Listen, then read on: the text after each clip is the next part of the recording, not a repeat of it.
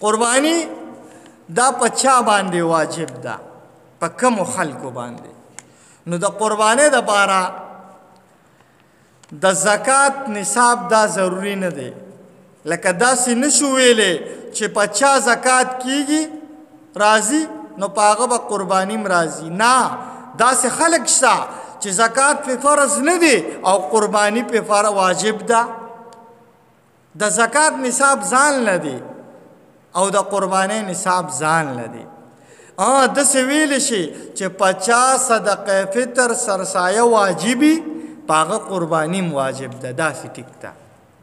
ځکه چې د سرسایي او د قربانۍ دپاره نصاب چې دی هغه 2.50 نیمې تولې سره یا 1.5 تولې زره او 1.5 تولې سره زره یا د دې برابر روپۍ دي چې اوس سونه وي په 1,18,000 روپۍ ته یو توله سره وختل نو نن سبا نصاب تقریبا 80,000 روپۍ دی.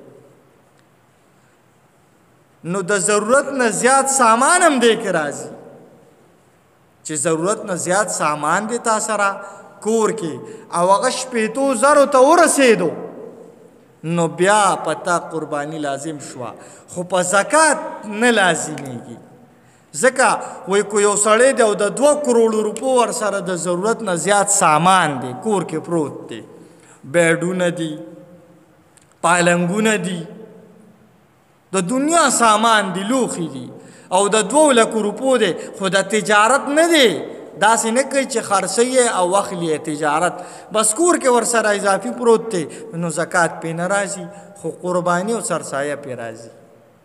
نو د قربانۍ نصاب هغه ډېر دغه دی، مختصر دی او ډېر خلک ځان سره داسې رانیسي په وجوب کې په واجبېدو کې.